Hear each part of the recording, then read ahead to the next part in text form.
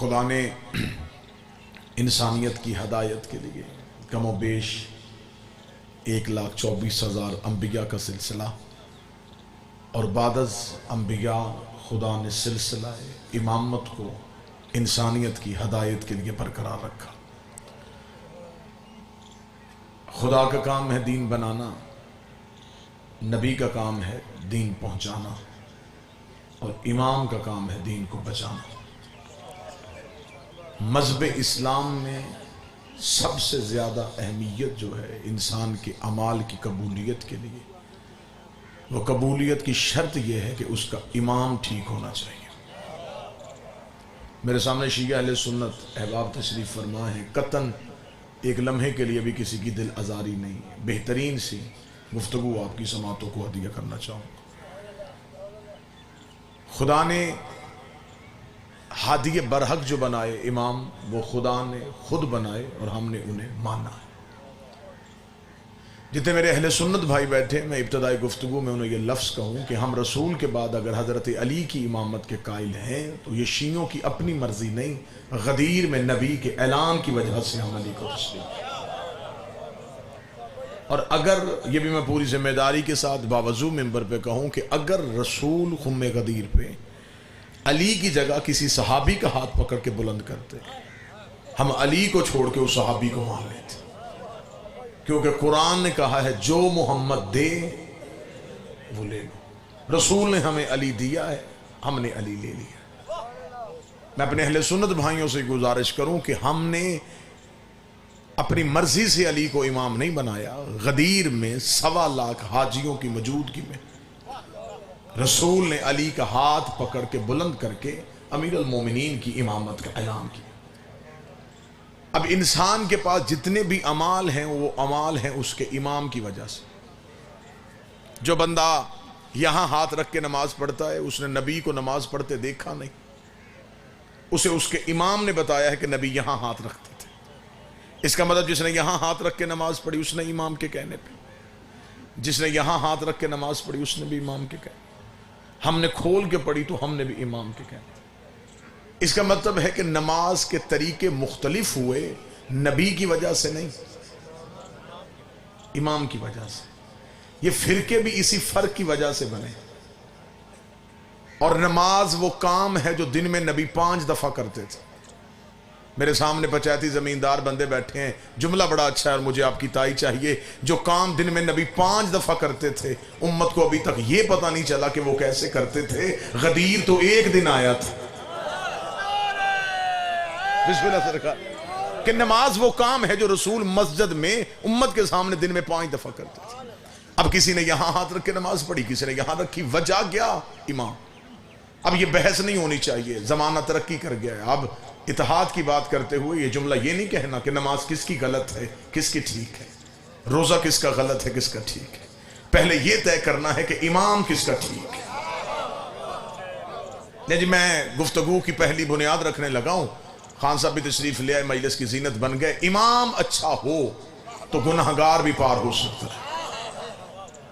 بسم اللہ سرکار۔ نماز، یہ جتنے بھی اعمال ہیں ان کی قبولیت ہے امام کی وجہ سے۔ امام اچھا ہونا چاہیے، امام بہتر ہونا چاہیے، کیونکہ مرید گناہگار ہو گزارا ہو جاتا ہے،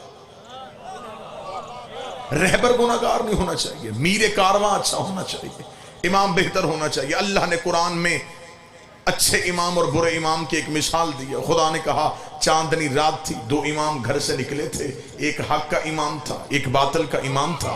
حق کے امام کا نام موسیٰ تھا، باطل کے امام کا نام فرعون تھا۔ آگے آگے حضرت موسیٰ تھے، پیچھے موسیٰ کی قوم تھی، پیچھے فرعون تھا، پیچھے فرعون کا لشکر تھا۔ فرعون اپنے لشکر کے ساتھ حضرت موسیٰ کے تعاقب میں اپنے محل سے نکل آیا۔ قرآن نے پھر وہ پورے کا پورا منظر مسلمانوں کو سنا دیا۔ قرآن نے کہا حضرت موسیٰ اپنے مٹھی بھر بندوں کو بچا کے جا رہے تھے، یہ سامنے آگے دریائے نیل کا آنا تھا۔ موسیٰ کے ماننے والے परेशान हो गए। उन्होंने हजरत मूसा से कहा, मूसा अब कहाँ जाएंगे? आगे जाएंगे तो दरिया में गिरेंगे, पीछे जाएंगे तो फरौन से मरेंगे। मूसा बता अब हमें क्या करना है? मूसा तू बता अब हमें क्या करना है? कुरान कहता कौम ने हजरत मूसा से पूछा, हजरत मूसा ने अल्लाह से पूछा, कौम ने अपने इमाम से पूछा, इमाम ने अपने खुदा से पूछा। खुदा ने का तरीका ही ये होता है, कौम इमाम से मांगती है, इमाम फिर खुदा से मांगता है। कौम ने इमाम से पूछा बता क्या करना चाहिए? मूसा ने भागते हुए घोड़े पे कहा मेरे परवरदिगार बता आप क्या करना है? आवाज़ परवरदिगार है। मूसा परेशान न हो, हमने तुझे असा मोजे में दिया है, इस असा को दरिया पे मारिए। कुरान कहता हजरत मूसा ने असा को दरिया पे मारा, रास्ता बन गया, लहरों ने रास्ता दिया। रास्ते का मिलना था, पीछे कबीले थे 12, कौमें थी 12 कबीलों में जंग छिड़ गई। पहले ने कहा हम गुजरेंगे, दूसरे कबीले ने कहा हमारी रिश्तेदारी ज्यादा है, पहले हम गुजरेंगे। तीसरे ने कहा हमारी मेहनत ज्यादा है, पहले हम गुजरेंगे। जब 12 कबीले लड़ रहे थे, कुरान कहता हजरत मूसा ने कहा मेरे मालिक रास्ता तूने एक बना दिया, कौमें मेरी 12 है। आवाज आई मूसा परेशान न हो, दोबारा असा को दरिया पे मार। मूसा ने दोबारा असा को दरिया पे मारा। कुरान कहता रास्ते बन गए 12, रास्ते बन गए 12। बंदे चुप हो गए थकावट की वजह से। हिदायत के रास्ते होते ही 12 है, नजात के रास्ते होते ही 12 है। खुदा ने कुरान में इमाम की ताकत बता दी कि एक इमाम में इतनी ताकत है कि वो 12 कौमें पार करवा सकता है। 12 इमामों में इतनी ताकत नहीं कि वो एक कौम का पार कर। बिस्मिल्लाह सरकार।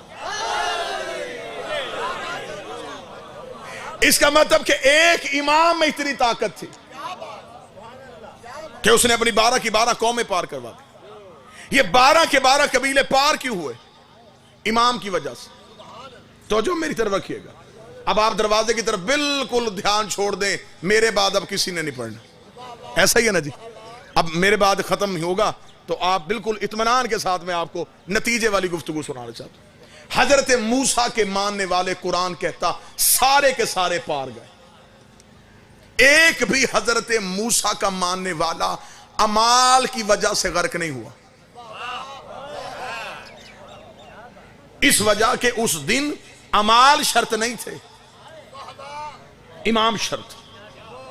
हजरत मूसा के सारे बंदे खुदा ने पार किए और फरौन के पीछे जितने थे उनमें से एक भी जिंदा नहीं रहा। किस वजह से? कि उनका इमाम का चुनाव गलत था। बल्कि कुरान ने मंजर बड़ा अजीब दिखाया कि जब हजरत मूसा रास्ते से जा रहे थे तो मूसा की कौम ने, अब जो पीछे लोग आ रहे, डर तो होता है ना जी, तो मूसा की कौम ने पीछे देखा कि फरौन उसी रास्ते पे है।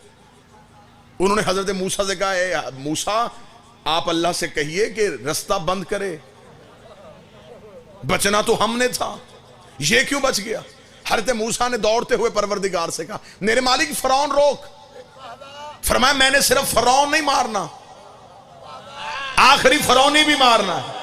मूसा तू अपने बचा के जा, जहां इमाम जाएगा वहां मानने वाले भी जाएंगे। कुरान कहता हजरत मूसा का आखिरी दरिया से कदम निकाल रहा था, फरौन का आखिरी दरिया पे कदम रख रहा था।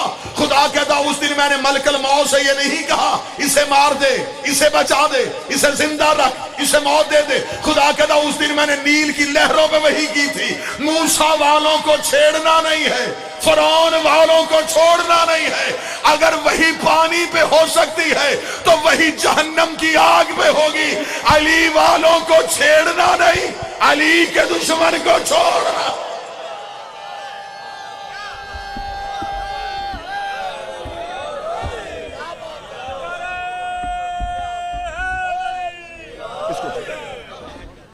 हजरत मूसा के मानने वाले सारे के सारे पार किस वजह से पार गए?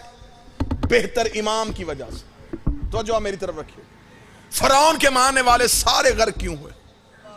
इमाम ठीक नहीं था। बल्कि खान साहब जुमला सुनिएगा कि कुरान कहता कि जब हजरत मूसा दरिया से बाहर आए तो हजरत मूसा ने जो अपने मानने वाले की तादाद थी, क्योंकि मुट्ठी भर तो बंदे थे हजरत मूसा के साथ, ज्यादा लोग तो थे नहीं। हजरत मूसा ने लोगों की तादाद गिननी शुरू की कि जितने मैं लेके आया था वो सारे बचे। जब तादाद गिननी शुरू हुई तो एक बंदा ज्यादा। फरौन के पीछे लश्कर लंबा था, हजरत मूसा के लोग बड़े मुतय्यन से थे, लेकिन उनमें से तादाद में एक फर्द का अजाफा था। جب ایک فرد کا اضافہ ہوا تو حضرت موسیٰ نے کہا یہ ایک فرد کا اضافہ کیوں ہوا؟ اب حضرت موسیٰ وہ بندہ ڈھونڈ رہے ہیں جو چلا میرے پیچھے نہیں تھا لیکن آ گیا. پھر میں حلم حضرت عباس پہ کر رہا ہوں، قرآن ممبر پہ لائیے گا کہ جب حضرت موسیٰ نے دیکھنا شروع کیا تو سامری جادوگر یہ پار آ گیا تھا حضرت موسیٰ کے پیچھے. یہ سامری جادوگر کون تھا؟ میں اپنے نوجوانوں کے لیے جملہ کہوں، یہ وہ جادوگر تھا جس نے سب سے پہلے فرعون کو سجدہ کروایا تھا. کیونکہ فرعون جو تھا وہ خود جادوگر نہیں تھا، فرعون تو بادشاہ تھا. فرعون کے دربار کا جادوگر تھا یہ سامری. یہ جادو کرتا تھا، قوم کو مجبور کرتا تھا فرعون کو سجدہ کرنے پہ. یعنی کہ اس کے جادو کے ڈر کی وجہ سے لوگ فرعون کو سجدہ کرتے تھے. یعنی کہ جس کی وجہ سے فرعون کو سجدہ ہوتا تھا وہ پار آ گیا، اور جس کو سجدہ ہوتا تھا وہ غرق ہو گیا. اب حضرت موسیٰ نے جب دیکھا کہ سامری بھی پار آ گیا، حضرت موسیٰ نے سامری سے پوچھا سامری تو یہاں کیسے پہنچا؟ نبی بھی تھے، جانتے بھی تھے، اب اقرار کروانا تھا کہ زمانے کو پتا چلے تاکہ اللہ قرآن میں یہ لفظ لکھ دے. لیکن جملہ سنیے گا اور موضوع پھر کھل جائے گا. جس موضوع پہ بات ہو رہی ہے اس موضوع پہ پھر ایک دلیل آنے لگی. حضرت موسیٰ نے کہا فرعون کے اس سامری جادوگر سے کہ تو پار کیسے آ گیا؟ اس نے ہاتھ باندھ کے کہا اے موسیٰ میں نے آخری وقت میں امام تبدیل کر لیا تھا.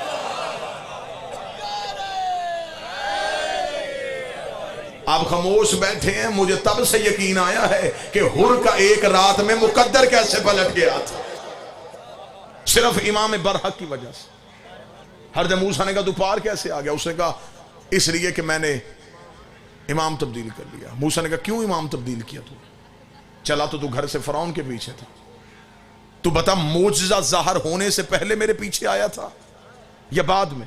اور یہ بھی بات ہے کہ اگر وہ دریا میں رستہ بننے کے بعد آتا تو دریا نے رستہ نہیں دینا تھا، کیوں دیکھ کے آیا تو کیا آیا. حضرت موسیٰ نے کہا تو کیسے بچا؟ اس نے جو جملہ کہا، جملہ وہ بھی بڑا اچھا ہے. اس نے کہا اے حضرت موسیٰ میں معجزے سے پہلے تیرے پیچھے آ گیا تھا. موسیٰ نے کہا جب معجزہ ظاہر ہی نہیں ہوا تو پھر تو نے میری نبوت کو ماننا کیسے؟ تیرے سامنے میں اعلان نبوت کرتا رہا، تو نے نہیں مانا. اس نے کہا اے موسیٰ رات کی تاریکی میں آپ جا رہے تھے دریا کی طرف، سامنے تھا دریا. میرے ذہن میں بار بار خیال آ رہا تھا کہ کیا موسیٰ کو نہیں پتا سامنے دریا ہے؟ لیکن موسیٰ پھر بھی جا رہا ہے. آپ کا جانا بتا رہا تھا کہ تیرے ساتھ کوئی ہے، تیرا اعتماد بتا رہا تھا کہ تو کسی کے سہارے اور کسی کے اعتماد پہ چل رہا ہے. اور پھر وہ کہتا کہ میں نے فرعون کا چہرہ دیکھا تو فرعون دریا کو سامنے دیکھ کے ڈر رہا تھا، اور مجھے پتا تھا جو ڈر جائے وہ امام نہیں ہوتا. تیرا اعتماد بتا رہا تھا کہ تو امام برحق ہے، لہٰذا میں تیرے پیچھے آ گیا. سامری بچا کس وجہ سے؟ امام اچھا ہونے کی وجہ سے. اور اگر یہ بات ذہنوں پہ گراں نہ گزرے تو یہ وہی سامری جادوگر ہے کہ جب حضرت موسیٰ 40 دن کے لیے طور پہ گئے تھے اسی نے پیچھے سے بچڑے کو سجدہ کروایا تھا. یعنی کہ جسے بچایا تھا اسی نے پیچھے سے بچڑے کو سجدہ کروا دیا. جب قرآن کہتا حضرت موسیٰ واپس آئے تو حضرت موسیٰ جلال میں تھے، حضرت موسیٰ کا جلال دیکھنے والا تھا. حضرت موسیٰ نے کہا کہ جو لوگ میں نے مٹھی پر مسلمان کیے تھے اسے برباد کیے سامری نے. قرآن کہتا کہ حضرت موسیٰ سامری کے دروازے پہ آ کے حضرت موسیٰ نے کہا سامری مار تو میں تجھے دوں گا، لیکن پہلے تو بتا کہ وہ بچڑا کہاں جو تیرے کہنے پہ بولتا ہے؟ اسے سامنے لے کے آ. یہ گھر سے گیا اور جا کے اس نے وہ سونے کا بچڑا جو بنایا ہوا تھا اس نے لا کے حضرت موسیٰ کے سامنے رکھا. حضرت موسیٰ نے کہا اچھا یہ وہ بچڑا ہے جسے تو سجدہ کرواتا ہے؟ کس وجہ سے کرواتا ہے؟ یہ بولتا ہے میرے سامنے اسے بلا. کیونکہ حضرت موسیٰ جانتے تھے کہ اگر یہ جادو سے بولتا ہے تو نبی کی آنکھوں کے سامنے جادو نہیں ہوتا. میری سمجھ میں آج تک یہ بھی نہیں آیا کہ چھوٹے نبی کے سامنے جادو نہیں ہوتا تو بڑے نبی کی ذات میں جادو کیسے ہو سکتا؟ فرمایا میری آنکھوں کے سامنے اسے بولا. اتنا کہنا تھا یہ سامری نے اشارہ کیا. قرآن کہتا ہے کہ اس نے اشارہ کیا اور بچڑا بول پڑا. بچڑے کا بولنا تھا. حضرت موسیٰ پریشان ہوئے، انگشت بدندہ ہو کے حضرت موسیٰ نے پوچھا سامری بتا یہ تیرے کہنے پہ بولا کیسے؟ فما خطبکم یا سامری، سامری بتا یہ کیسے بولا؟ اتنا کہنا تھا، اس سامری نے جواب دیا، اس نے کہا حضرت موسیٰ اگر آپ پوچھنا چاہتے ہو تو پھر میں بتاؤں، جب رات کی تاریکی میں تو دریا میں رستہ بنا کے جا رہا تھا، اس نے کہا کیونکہ میں پیشے کے اعتبار سے جادوگر تھا، میرے ذہن میں خیال آیا یہ دریا نے موسیٰ کو رستہ کیسے دے دیا؟ اس نے کہا میں نے تیرے آگے ہو کے دیکھا تو تیرے آگے بھی گھوڑے پہ ایک جوان جا رہا تھا جو تجھے رستہ دکھا رہا تھا، جو تجھے رستہ دکھا رہا تھا۔ سامنے کہتا میں اس گھوڑے کے قریب گیا، اس گھوڑے پہ سوار شخصیت کو میں دیکھ نہ سکا، لیکن اتنا پتا وہ گھوڑا جہاں سے اپنے سم اٹھاتا تھا بنجر زمین سے نور نکل رہا تھا۔ اس نے کہا میں نے رات کی تاریکی کا فائدہ اٹھا کے اس کے گھوڑے کے سم کے نیچے سے تھوڑی سی مٹی ہٹائی، اپنی جیب میں چھپائی، یہ وہی مٹی ہے جو میں نے جوہر حیات سمجھ کے اس بچڑے میں ڈالی۔ بچڑے نے بولنا شروع کر دیا۔ اب میں نے طالب علم بن کے شیعہ سنی علماء سے پوچھا ہمیں بتاؤ وہ حضرت موسیٰ کے آگے گھوڑے پہ سوار کون تھا؟ اہل تشیع نے کہا یہ وہی تھا جو نبیوں کا حاجت روا ہے، جو نبیوں کا مشکل کشا ہے۔ میرے اہل سنت بھائیوں نے کہا نہیں، یہ حضرت علی نہیں تھے، یہ جناب جبریل تھے جو حکم پروردگار کے ساتھ حضرت موسیٰ کو رستہ دکھا رہے تھے۔ چل میں سنی بھائیوں کی مان لیتا ہوں، یہ حضرت جبریل تھے۔ جبریل ہے کون؟ علی کے شاگرد، حسنین کے درزی، بطول کے نوکر، جس کے نوکر کے گھوڑے کے سم میں اتنی طاقت ہے، اس کے بیٹے کے علم میں کتنی طاقت۔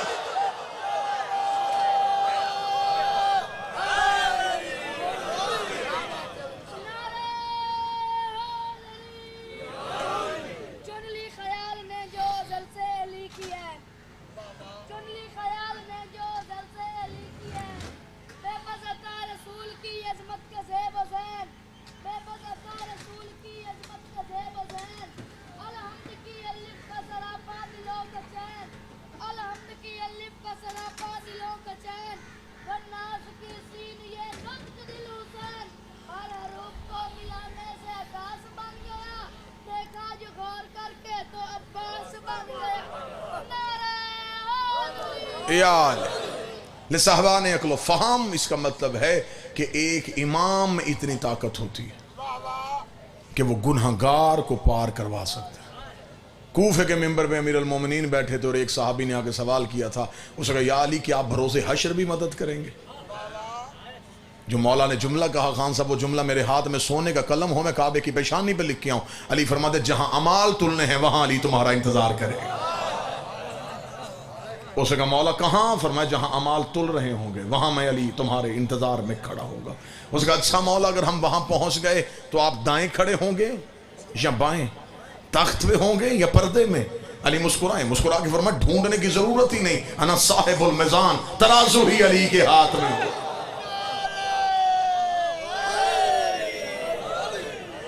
تول ہی علی رہا ہو۔ لہذا شیعہ اہل سنت میرے برادران، امام اسے بنائیے جو قبر میں اور حشر میں آپ کے اعمال کا وارث بنے۔ اس لیے خدا نے نماز، روزہ، حج، زکوٰۃ یہ سارے اعمال ہیں دین کے، یہ واجبات مذہب میں سے کوئی بھی مسلمان ایسا نہیں جو ان اعمال کے وجوب کا انکار کرے، لیکن ان سارے اعمال کا سوال ہونا ہے قیامت والے دن، اور قیامت سے پہلے بھی ایک کمرہ امتحان ہے جسے قبر کہتے ہیں۔ قبر میں اعمال نہیں پوچھے جانے، قبر میں پوچھا جانا ہے عقیدہ، من ربوں کا، من نبیوں کا، من دینوں کا، من قبلتوں کا، من اماموں کا۔ تیرا امام کون ہے؟ اگر قرآن چاہیے تو قرآن سر پہ لائیے گا، میں رکھ کے اعلان کرنے کے لیے تیار ہوں، قیامت کو اعمال اسی کے دیکھے جانے ہیں جس کا قبر میں امام والا جواب ٹھیک ہونا، کیونکہ جتنے بھی اعمال کیے گئے ہیں وہ اعمال کیے تو امام کی وجہ سے گئے نا۔ تو اگر امام ہی ٹھیک نہیں، خدا قرآن میں کہتا قیامت والے دن ایسے اماموں کو بھی بلایا جائے گا جو اپنے ماننے والوں کو دوزخ کی طرف لے کے چلے جائیں۔ اس کا مطلب ہے کہ امام بہتر بنانا چاہیے۔ اگر اعمال کی قبولیت چاہتے ہو، ہمارے پاس یہ 12 ہیں تو 12 کے 12 طیب ہیں، 12 کے 12 طاہر ہیں، 12 کے 12 سید ہیں، 12 کے 12 کے پاس اختیار پروردگار ہے، اور ان میں سے کسی ایک نے بھی اپنا آپ نہیں منوایا، انہوں نے اللہ ہی کو منوایا۔ مجھے جملہ یاد آ گیا، ایک بڑا مشہور واقعہ ہے مالک کے حوالے سے۔ ایک شخص نے آ کے خلیفہ کے دربار میں سوال کیا، اس نے کہا میں دہریہ ہوں، میں مسلمان ہونا چاہتا ہوں۔ اس کا ٹھیک ہے تو ہم تجھے کلمہ پڑھواتے. اس نے کہا نہیں کلمہ نہیں پڑھوانا, میرے سوال کا جواب دیں, میں اب بھی قبیلے سمیت مسلمان ہو جاؤں. انہوں نے کہا سوال کر. اس نے کہا میرا سوال یہ ہے کہ تمہارے قرآن میں ہے ان اللہ علی کل شیء قدیر, بے شک اللہ ہر چیز پہ قدرت رکھتا ہے. انہوں نے کہا جی بے شک یہ آیت بھی ہے اور ہمارا ایمان بھی ہے. اس نے کہا اگر اس آیت پہ تمہارا ایمان ہے تو اب میرا سوال ہے کہ کیا تمہارا اللہ کوئی اور اللہ بھی بنا سکتا ہے؟ اب اگر کہیں کہ نہیں بنا سکتا تو وہ کہے گا وہ علی کل شیء قدیر کیسا؟ ابھی تو تم نے کہا ہے کہ ہر شے پہ قادر ہے, تو پھر یہ ایک شے ایسی ہے جس پہ اس کی قدرت نہیں ہے. اور اگر کہیں کہ وہ بنا سکتا ہے تو وہ فوراً کہے گا وہ وحدہ لا شریک کیسا. تاریخ کا طالب علم ہوں, حکومت پریشان ہو گئی, 3 دن کا وقت مانگا گیا. 3 دن کے بعد دہریے کو دوبارہ بلایا گیا تو اس کے قتل کا فتویٰ آیا کہ اس کا سر تن سے جدا کیا جائے, اس نے مذہب کی توہین کی. جب جلاد کی تلوار اس کی گردن پہ آئی, اس نے حاکم نے کہا موت سے ڈرتا کیوں نہیں, مسکرا کیوں رہا ہے؟ اس نے کہا میں مر رہا ہوں, سوال زندہ ہے. ابھی میری لاش باہر پھینکے گا, لوگ پوچھیں گے کیوں مارا, تو وجہ بتائے گا. وہ وجہ ایک سے دوسرے میں, دوسرے سے تیسرے کان میں جائے گی. ایک دن میرا سوال مذہب بن جائے گا, میں اس مذہب کا بانی ہو جاؤں گا. پریشان تھی حکومت. یا مسجد کے دروازے سے علی کا نوکر سلمان اٹھا, اس کی کلائی تھام کے کہا میں تجھے اس کے دروازے پہ لے کے جاؤں جو وار سے قرآن ہے.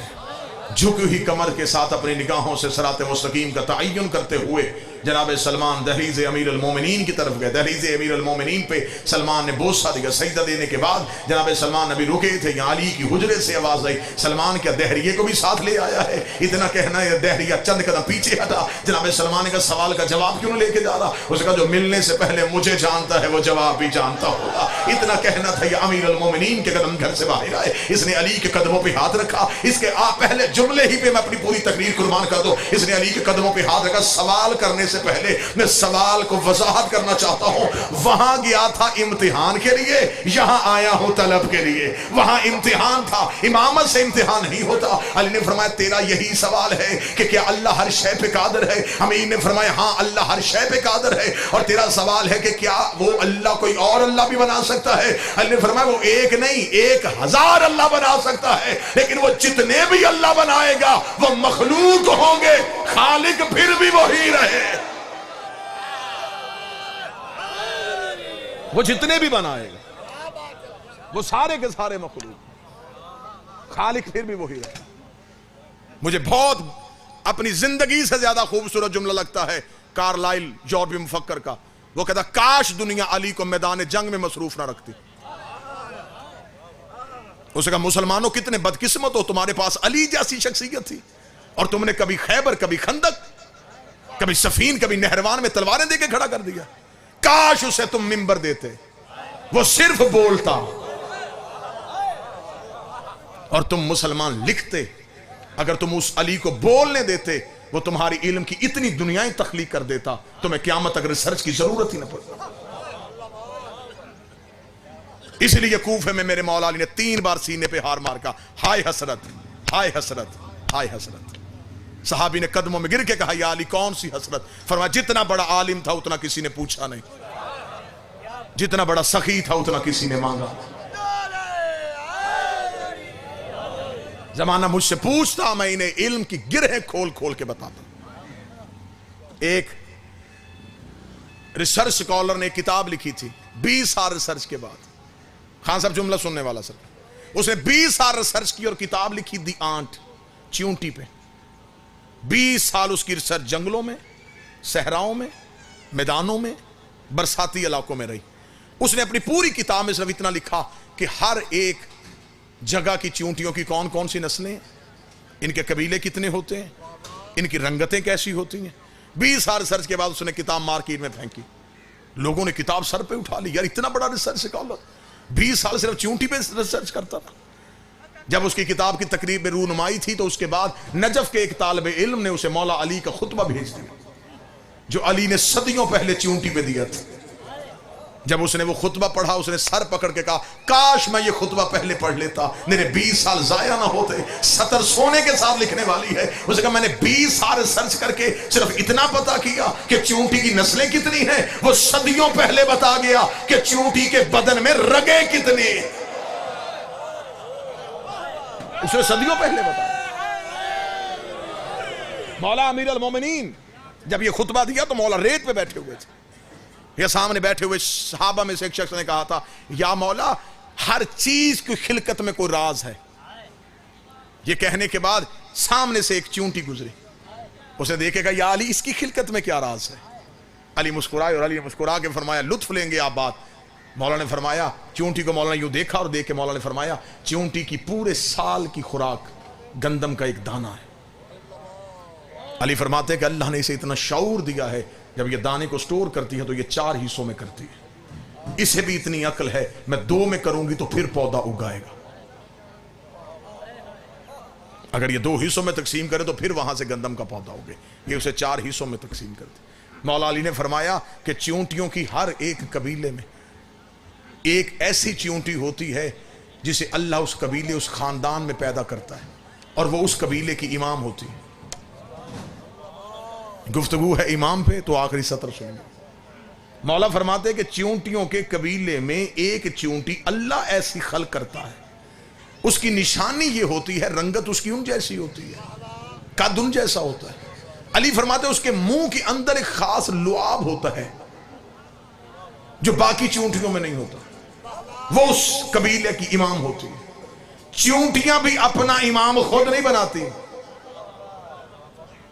چونٹیوں کا بھی امام اللہ بناتا ہے۔ اور علی فرماتے ہیں یہ چونٹیاں جب بھی چلتی ہیں قطار میں کیوں چلتی ہیں؟ مولا نے فرمایا اس لیے کہ جب کسی جگہ پہ رہنے کی حدت یا شدت اتنی ہو جاتی ہے کہ وہ جگہ ان کے رہنے کے قابل نہیں رہتی تو پورا سال جتنی دیر وہ رہتی ہے اتنی دیر وہ امام دانے کے لیے بھی باہر نہیں نکلتا، وہ امام گھر میں رہتا ہے، چونٹیاں اس کے دانے کا بندوبست کرتی ہیں، لیکن جب اگلی جگہ کا تعین کرنا ہوتا ہے پھر چونٹیاں نہیں نکلتی، پھر اکیلا امام نکلتا ہے۔ دکھ لے کے جاؤں گا جو بندے ریسرچ کرتے اور پھر جملے پہ نہ بولیں، ہجرت جب بھی کرے امام کرتا ہے، اور وہ چونٹیوں کا سردار اپنے گھر سے نکلتا ہے۔ علی فرماتے وہ جہاں سے گزرتا ہے وہ لعاب پھینکتا جاتا ہے، جہاں اگلی جگہ وہ رہنے کے قابل ہوتی وہ وہاں جا کے بیٹھ جاتا ہے۔ چونٹیاں اس لعاب کو سونگتی ہوئی قطار میں چلتی۔ علی فرماتے اللہ نے چونٹی کو بھی اتنی عقل دی ہے، اسے بھی خبر ہے میں امام کے دیے رستے سے ہٹی تو بھٹک جاؤں گی۔ کاش مسند علم صرف علی کے لیے سجایا جاتا۔